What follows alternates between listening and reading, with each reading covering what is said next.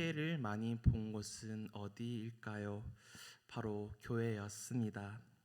코로나로 인하여 교회가 문이 닫게 되었고 심지어 연장 예배가 중단되는 상황 가운데로 가는 최악의 상황까지 가고야 말았습니다. 어느 순간은 왜 이렇게 교회만 못 가게 하는가? 그 의구점은 지어지지가 않습니다. 유독 교회만 몰아가는 사회 분위기 속에서 그래도 한국 교회는 지금 조금씩 희망을 찾아 날개짓을 시작하고 있습니다.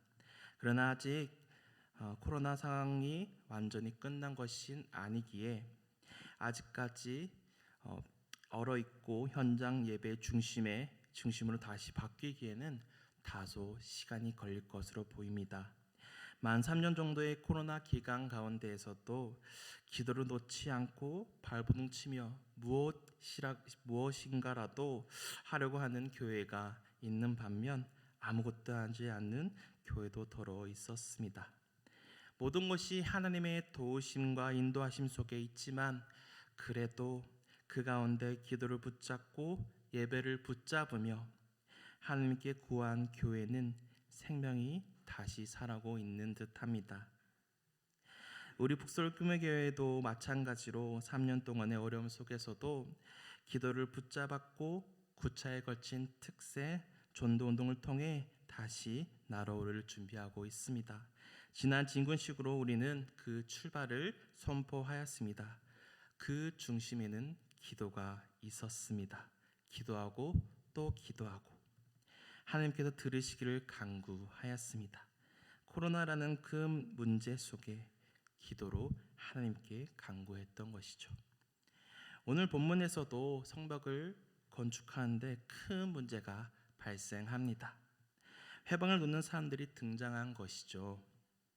심지어 무력을 사용해서 그 공사를 중단시키려는 계획까지 세우고 있습니다. 그런 큰 문제 가운데 느헤미야는 이스라엘은 어떻게 대응하고 있습니까? 오늘 말씀을 통해 그것을 보길 원하며 앞으로 우리의 문제들 상황 속에서도 그렇게 해나가길 소망합니다. 큰 문제 가운데 이스라엘은 우선 하나님께 듣기를 요청하고 있습니다. 4절 말씀입니다. 우리 하나님이여 들으시옵소서. 우리가 업신여김을 당하나이다. 원하건대 그들이 욕하는 것을 자기들의 머리에 돌리사 노략거리가 되어 이방에 사로잡히게 하시고. 이스라엘을 그렇게도 괴롭히던 산발랏이 또 등장하게 됩니다. 이스라엘이 느헤미야를 통하여 다시 일어설 때 회방을 놓은 자입니다. 산발랏은 유다 사람들이 느헤미야의 지도하에 무너진 예루살렘 성벽을 재건하는 모습을 조롱하였습니다.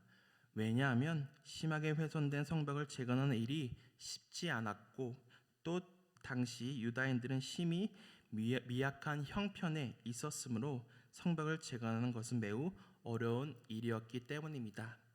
그러나 그들은 외형적인 모습만 봤을 뿐 유다인들 안에 계신 하나님을 볼 수 없었습니다. 그런데 조금 이상한 것이 있습니다. 왜 산발랏은 그렇게 이 이스라엘에게 분노하고 있는 것일까요? 2장 10절을 보면 호른 사람 산발랏과 종이었던 암몬 사람 도비아가 이스라엘 자손을 흥왕하게 하려는 사람이 왔다 함을 듣고 심히 근심하더라. 산발랏은 모압 지방의 호른 사람으로 당시 바사 제국 통치하에 있는 사마리아의 총독이었습니다. 느헤미야에 의해서 주도되고 있는 유다와 예루살렘의 중건은 그의 세력을 위협하는 일이었기 때문입니다. 하지만 당시 느헤미야가 바사 제국의 정치적, 경제적 후원을 얻고서 예루살렘 성벽을 건축하는 것이었기 때문에 그것을 막거나 방해할 법적인 것이 전혀 없었습니다. 그래서 산발랏은 느헤미야가 예루살렘을 건축하는 일에 대해 혼자서 분통을 터뜨릴 수밖에 없었던 것입니다. 또한 산발랏은 당시 사마리아 총독으로서 사마리아인들로 구성된 군대를 거느리고 있습니다. 그런데 이 사마리아인들은 북이스라엘이 아수르에 의해 멸망된 후 아수르의 왕에 의해 다른 지방에서 이주해온 이방인들과 남아있던 이스라엘 사람들 사이에서 생긴 혼혈 족속이었습니다. 이들은 형식상 여호와 하나님을 섬긴다고 하는데 그들의 종교는 완전한 혼합 종교였던 거죠. 그러므로 그들은 예루살렘에서 아무 기업도 얻을 수 없었고 오히려 하나님의 도성인 예루살렘 성의 중건을 방해한 세력이 되어버렸습니다. 이런 세력들이 방해하는 가운데 느헤미야는 모든 일에 대해서 하나님을 의지하며 하나님께 기도하는 기도의 사람이었습니다. 원수들이 조롱할 때 느헤미야는 어떻게 기도하고 있습니까?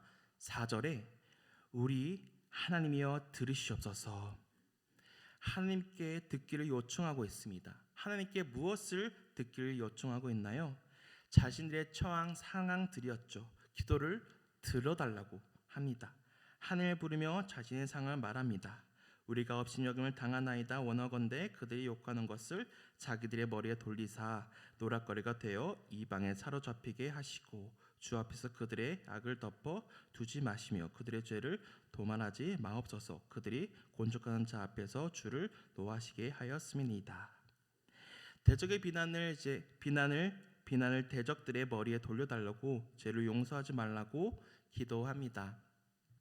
지금 이스라엘이 기도하며 의지하고 기대고 있는 분이 누굽니까? 바로 여호와 하나님이라는 점입니다. 이스라엘이 대적의 조롱거리가 되고 회방을 놓자 이스라엘이 한 것은 하나님께서 듣기를 요청하는 것이었습니다. 유다인들은 대적들의 위협과 조롱에도 불구하고 성벽 건축하는 일은 계속 진행되었습니다. 기도하였으니 이제는 하나님을 의지하여 일을 진행하면 되는 거죠. 그래야 끊겨졌던 성벽들이 연결되었고 그 높이는 계획한 높이의 절반에 이르게 되었습니다. 이것은 백성들이 성벽 공사를 할 때 그 누구도 강요하지 않았고 강권에 의해서가 아니라는 점입니다. 진심으로 참여했기 때문에 그 같은 일이 가능했던 거죠. 이처럼 하나님의 일은 자원하는 마음으로 되어져야 합니다. 그렇게 건축이 잘 진행되어지고 있는데 산발락과 그 무리들이 이번에는 더 심히 분노하여 예루살렘을 치기로 한 것입니다. 더 심각한 위기가 온 것이죠. 그런 위기 가운데 이스라엘은 또 어떻게 대처하고 있습니까? 이스라엘은 하나님께 다시 기도하며 파수꾼을 세웠습니다. 9절 말씀에 우리가 우리 하나님께 기도하며 그들로 말미암아 파수꾼을 두어 주어를 방비하는데 느헤미야는 비록 사방의 대적들이 힘이 강하던 것을 알고 있었지만 먼저 하나님을 의지하며 하나님께 기도하였습니다. 그러면서 자기들이 할 수 있는 일을 찾았습니다. 그것은 파수꾼을 두어 대적들의 침략을 대비하는 것이었습니다.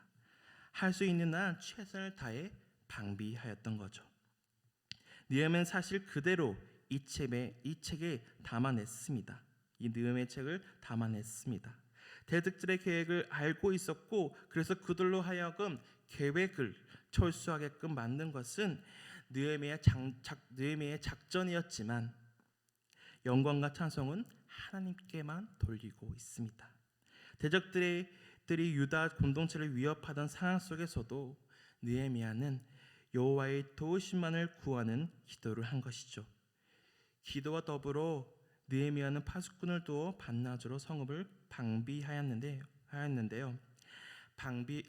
느헤미야는 세세히 계획을 세웠고 그 계획에 앞서서 가장 먼저 하였던 것은 바로 기도하며 하나님을 붙드는 일이었습니다.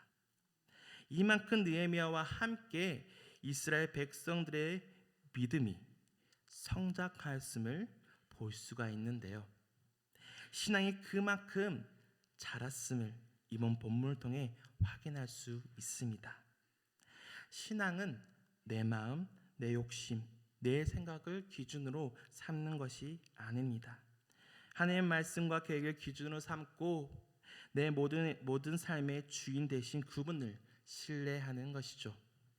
하나님의 기준을 삼고 붙잡을 때 우리는 세상이 감당할 수 없는 그릇으로 성장하게 될 겁니다. 작은 종직, 작은 그릇은 허구한 날 하나님께 이것 달라 저것 달라 때를 씁니다. 내 생각, 내 뜻이 중요하기 때문이죠. 그러나 그 그릇이 커지면 하나님의 언약과 계획, 하나님의 섭리, 하나님의 나라를 거기에 담습니다. 그 순간 정지만한 나는 사라지고 하나님의 담은 큰 사랑의 모습을 드러내게 되어 있습니다. 일평생 시련이 없는 게 복이 아닙니다. 시련과 고난이 아무리 커도 하나님의 언약을 붙잡고 그것보다 더 큰 그릇이 되는 일이 중요하죠. 지금 이스라엘은 느헤미야를 중심으로 완전히 뭉쳐져 있습니다. 하나님의 기준으로 삼으니 똘똘 뭉쳐져서 성벽을 제거하는 일이 수월하게 잘 진행되고 있는 모습을 우리가 보고 있죠. 아무리 회방에 있을지라도 그들은 끄떡 없습니다. 왜냐하면 그들에게는 여호와 하나님이 있으시기 때문입니다. 그들이 처음부터 이러지는 않았죠. 그동안 느헤미야를 살펴보면서 삐걱대었습니다. 정말 처절한 만큼 무너져 있는 이스라엘의 상황이었습니다. 그러나 그들에게 하나님께서 느헤미야를 보내셨습니다. 그들을 위로하셨고 이스라엘을 다시 일어나게 하였습니다. 이스라엘에게는 문제를 어떻게 해결해야 하는지 정확히 아는 리더가 있었습니다. 느헤미야를 중심으로 이스라엘은 하나님께 기준을 두고 기대는 것이 가장 좋은 길이라는 것을 알게 된 것이죠. 그만큼 이스라엘이 지금 성장해 있는 것입니다. 그래서 지금과 같은 상황을 맞닥뜨리자 느헤미야를 중심으로 이스라엘이 가장 먼저 하고 있는 것은 바로 기도입니다. 기도하며 파수꾼을 세웠고 밤낮으로 지키고 있는 이스라엘 백성들이죠. 기도를 하지만 두려움은 느낄 수 있습니다. 기도해도 두렵죠. 10절을 보면 유다 사람들은 이르기를 흙무더기가 아직도 많거늘 짐을 나르는 자의 힘이 다 빠졌으니 우리가 성을 건축하지 못하리라 하고 공격에 대한 소문을 들은 것 같습니다.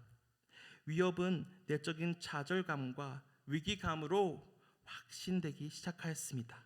원수들의 심리전과 육체적인 공격의 위협이 먹혀 들어가기 시작한 것이죠. 백성들은 성을 건축하지 못하리라는 비관론에 빠져 언제 공격해 올지 모르는 적들로 인하여 불안감에 휩싸여 있는 백성들입니다. 그 가운데 11절을 보면 우리의 원수들은 이르기를 그들이 알지 못하고 보지 못하는 사이에 우리가 그들 가운데 달려 들어가서 살육하여 역사를 그치게 하리라 하고 두려움이 있는 상황을 알게 된 느헤미야는 또다시 파수꾼을 또 세웁니다. 12절을 보면 그 원수들의 근처에 거주하는 유다 사람들도 그 각처에서 와서 10번이나 우리에게 말하기를 너에게 우리에게 와야 하리라 하기로.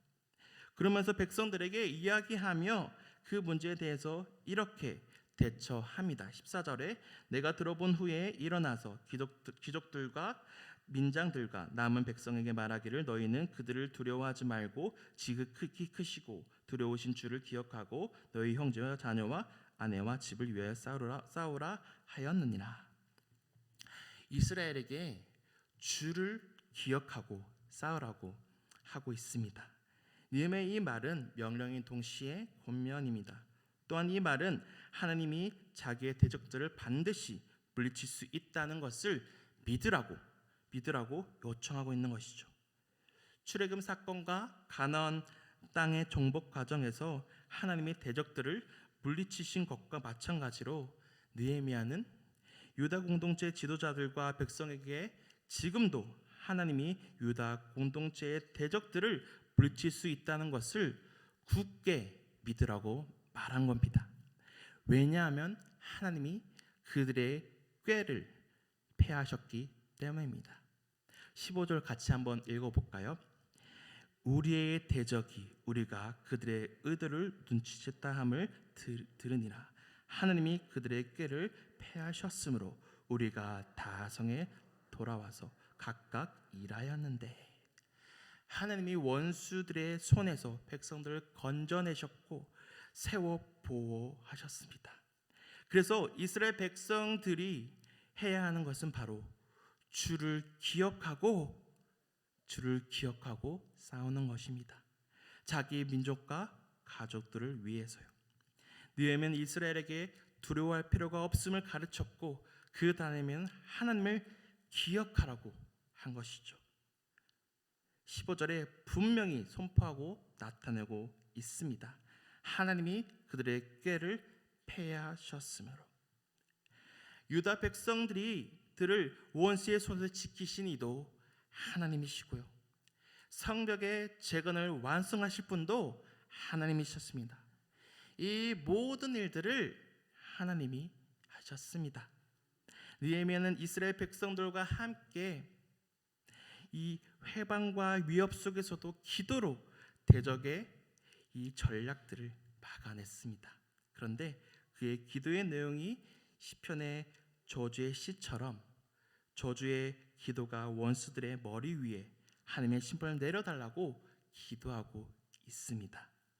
느헤미야가 이같이 기도하는 것은요, 개인적인 기도가 아닙니다. 개인적인 보복을 원하고 있는 것이 아니라 원수 같은 것은 여호와께 달려 있음을 믿은 것이죠. 그리고 이 기도는 아브라함과 언약에 근거하고 있습니다. 아브라함과 그의 후손들을 저주한 자에게는 저주를 하겠다는 말씀의 약속의 근거여 기도하고 있는 것이죠. 이러한 기도는 원수들의 적대의 대상이 하나님일 때만 가능합니다. 또한 이 기도는 느헤미야에게 원하는 정의대로 해달라는 것이 아니라 하나님께 하시는 대로 하겠다는 굳은 의지이며 믿음입니다. 그래서 이스라엘은 주를 기억하면 됩니다. 그럼 하나님께서 형통케 하시는 것이죠. 하나님이 그렇게 만드셨다고 하셨잖아요. 그러므로 느헤미야가 문제 상한 건데 가장 먼저 한 것은 한 가지였습니다. 기도입니다. 느헤미야는 늘 먼저 하나님께 기도하며 하나님께 맡겼습니다. 백성들도 그 리더십에 따랐고 함께 기도하였습니다. 그리하여 이스라엘은 문제 상한 건데 어떻게 해야 하는지 터득하게 된 것이죠. 사실 그 기도의 자리로 부르시는 분이 계십니다. 하나님이 부르신 거예요. 백성들은 그저 리더인 느헤미야를 따라 기도했을 뿐입니다. 하나님이 느헤미야를 그들에게 보냈습니다. 하나님이 이 백성들을 느헤미야를 통하여 인도하고 있으셨던 것입니다. 보이십니까? 느헤미야를 통하여 그들에게 기도하도록 부르신 것을요. 하나님이 부르시고 기도하게 하신 거예요. 하나님이 부르신 자리예요. 하나님이 부르신 자리로 바로 그 기도의 자리입니다. 느헤미야가 부르신 기도의 자리에서 어떻게 기도합니까? 자신의 의견, 자신의 생각을 말하는 것이 아니라 하나님께 하나님께서 하게끔 만듭니다. 하나님이 도우실 것만을 요청하고 있다라는 겁니다. 그래서 하나님이 지혜를 주신 것이죠. 하나님이 하신 것이죠. 그러므로 우리도 문제 상황 가운데 있다면 하나님이 부르신 자리로 나오길 원합니다. 하나님이 부르신 자리, 기도의 자리에 나와 기도하길 원합니다. 그리고 주를 기억하길 바랍니다. 그 시대의 느헤미야와 이스라엘을 위협하는 것으로부터 주를 기억하고 민족을 위해, 가족을 위해 싸웠다면 우리도 민족을 위해, 가족을 위해 선한 싸움을 해 나가야 합니다. 선한 싸움을 할 수 있는 가장 좋은 방법은 바로 하느님이 부르신 자리, 기도의 자리로 나오는 것입니다. 하느님이 이스라엘을 부르신 자리, 기도의 자리로 나와 백성들이 파수꾼을 세우고 주를 기억한 것처럼 우리도 기도의 자리에 나와 주를 기억하고 선한 싸움을 해 나가야 합니다. 하나님이 부르신 자리, 기도의 자리에서부터 모든 문제를 해결할 수 있는 시작점이 됩니다. 기도의 자리가 너무나도 많습니다. 새벽기도, 수요예배, 금요성령 축제, 예배 가운데, 주일 예배 가운데 예배의 자리로 나와 기도함으로 하나님께 맡겨드리는 성도님들 되시길 간절히 소망합니다. 곧 고난주와 특세가 있죠. 특별 새벽 가운데 그 기도의 자리로 나오는 것은 어떠실까요? 그래야 모든 문제 가운데 하나님이 이끄심을 구하는 성도님 되시길 소망합니다. 하나님이 일하시는 교회, 하나님이 일하심을 경험하는 교회, 하나님의 일하심을 보게 되는 우리 성도님들 되시기를 간절히 소망합니다.